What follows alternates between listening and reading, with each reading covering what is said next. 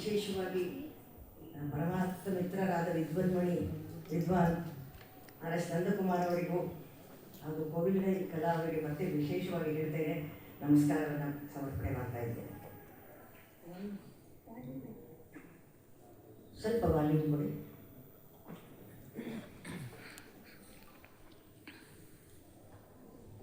ಶ್ರೀಮದ್ ವಾಲ್ಮೀಕಿ ರಾಮಾಯಣದ ಸುಂದರಕಾಂಡದಲ್ಲಿ ಸೀತೆಯ ಜೊತೆಗೆ ಇಲ್ಲಿ ಮಾತನಾಡಬೇಕಾದ್ರೆ ಬಹಳ ಯೋಚನೆ ಮಾಡಿ ಆಂಜನೇಯ ಅಲ್ಲಿಯವರೆಗಿನ ರಾಮಾಯಣದ ಕಥೆಯನ್ನು 20 ಶ್ಲೋಕಗಳಲ್ಲಿ ಹೇಳ್ತಾನೆ.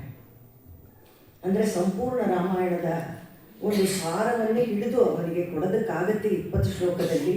ಅದು ಒಂದು ಮಾದರಿ. ಆದರೆ ಇವತ್ತು ಕೋವಿಲಡೈ ಕಲಾ ಅವರ ಶಿಷ್ಯರು ಅರ್ಧ ಗಂಟೆಯಲ್ಲಿ ಪೂರ್ಣ ಪ್ರಮಾಣದ 3 ಗಂಟೆಯ ಅವಧಿಯ ಕಚೇರಿಯನ್ನು ಕೇಳಿದ ಅನುಭವವನ್ನು ನಮಗೆ ಕೊಟ್ಟಿದ್ದಾರೆ. ತುಂಬ ವಿಶೇಷವಾದಂಥದ್ದಿದು. ಹೆಚ್ಚು ಹೊತ್ತು ಹಾಡಿಬಿಟ್ರೆ ತುಂಬ ಚೆನ್ನಾಗಿ ಹಾಡ್ಬಿಡ್ತೇವೆ ಅನ್ನುವಂಥ ಭ್ರಮೆ ಬಹಳ ಜನಕ್ಕೆ ಇರಬಹುದು. ಅದು ಖಂಡಿತ ಸುಳ್ಳು ಅನ್ನೋದನ್ನು ಇವತ್ತು ಇವರು ನಿರೂಪಿಸಿ ತೋರಿಸಿದ್ದಾರೆ. ಅವರು ಆಯ್ದ ಕೃತಿಗಳಲ್ಲಿ ತಾಳದ ಒಂದು ವೈವಿಧ್ಯ, ರಾಗದ ವೈವಿಧ್ಯ ಮತ್ತು ವಾಗ್ಗೇಯಕಾರ ವೈವಿಧ್ಯ ನನಗೆ ವಿಶೇಷವಾಗಿ ಕಡೆಯಲ್ಲಿ ಅವರು ಹಾಡಿದ್ದು ನವನೀತ ಲೋಲ, ನಂದಬಾಲ, ರಾಜಪುಳಿ ಅನಂತಕೃಷ್ಣ ಶರ್ಮರು ಪರಮ ಸಾತ್ವಿಕ ಜ್ಞಾನಿಗಳು. ನನ್ನ ಪುಣ್ಯ ಅಂದರೆ ನಮ್ಮ ಮನೆಯ ಹಿಂಭಾಗದ ರಸ್ತೆಯಲ್ಲಿ ಅವರಿದ್ದರು. ತುಂಬ ಪರಿಚಯ ಇತ್ತು. ಅವ್ರ ಮನೆಗೆ ಬಹಳ ಸಲ ಹೋಗ್ತಾ ಇದ್ವಿ. ಪರಮ ಪ್ರೀತಿಯಿಂದ ಅವರು ಎಲ್ಲರನ್ನೂ ಗೌರವದಿಂದ ಕರೀತಾ ಇದ್ರು, ಮಾತಾಡಿಸ್ತಾ ಇದ್ರು, ಆದರಿಸ್ತಾ ಇದ್ರು. ಅವರ ರಚನೆಗಳನ್ನು ಅವರಿಂದಲೇ ಒಂದಷ್ಟು ಕಲಿಯುವ ಸೌಭಾಗ್ಯ ನನಗೆ ಮತ್ತು ನನ್ನ ಅಕ್ಕನವರಿಗಿತ್ತು.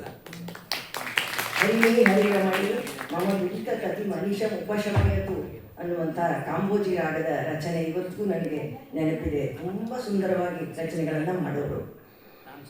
ಎಷ್ಟು ಒಂದು ಎಲೆಮರೆಯ ಪಕ್ವ ಫಲ ಅವರು ಅನ್ನೋದನ್ನು ಬಲ್ಲವರು ಮಾತ್ರ ತಿಳ್ಕೊಂಡಿರ್ತಾರೆ.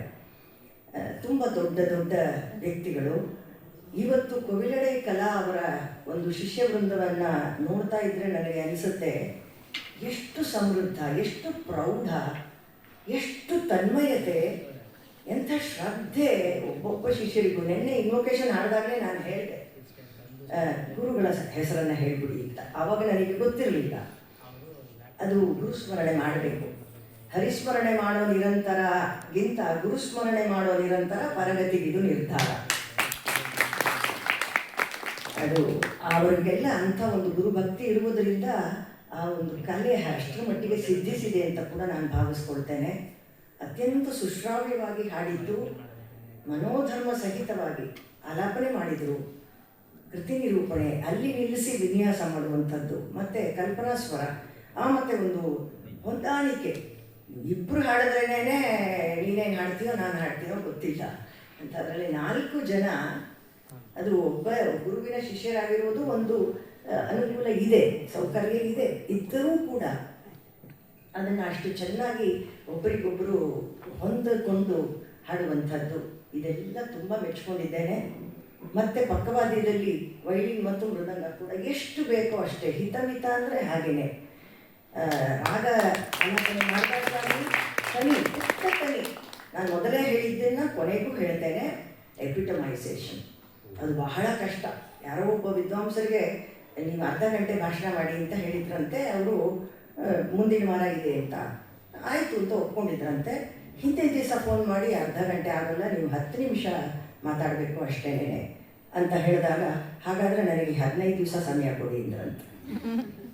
ಅರ್ಧ ಗಂಟೆನ 10 ನಿಮಿಷಕ್ಕೆ ಮಾಡೋಕ್ಕೆ ಅವ್ರಿಗೆ 15 ದಿವಸ ಬೇಕಾಯ್ತಂತೆ. ಅಂದರೆ ಎಪಿಟಮೈಸೇಷನ್ ಅಷ್ಟು ಕಷ್ಟ ಅನ್ನುವುದನ್ನು ಹೇಳ್ತಾ ಇದ್ದೀನಿ. ಸಂಗ್ರಹ ಮಾಡುವಂಥದ್ದು ಅದನ್ನು ಇವರು ತುಂಬ ಸುಂದರವಾಗಿ ಎಲ್ಲ ಆಯಾಮಗಳಲ್ಲಿ ನಮ್ಮ ಕರ್ನಾಟಕ ಶಾಸ್ತ್ರೀಯ ಸಂಗೀತದ ಸೌಂದರ್ಯದ ಘನೀಭೂತ ಸ್ವರೂಪವನ್ನು ಇವತ್ತು ನಮಗೆ ತಂದುಕೊಟ್ಟ ಈ ಪುಟ್ಟ ಕಲಾವಿದರಿಗೆಲ್ಲ ತುಂಬ ದೊಡ್ಡ ಉಜ್ವಲ ಭವಿಷ್ಯವಿದೆ ಅಂತ ಹೇಳ್ತಾ, ಅವರನ್ನು ಈ ಮಟ್ಟಿಗೆ ತಯಾರು ಮಾಡಿದಂತಹ ವಿದುಷಿ ಕೋವಿಲಡೈ ಕಲಾ ಅವರಿಗೆ ವಿಶೇಷವಾದ ಅಭಿನಂದನೆಗಳನ್ನು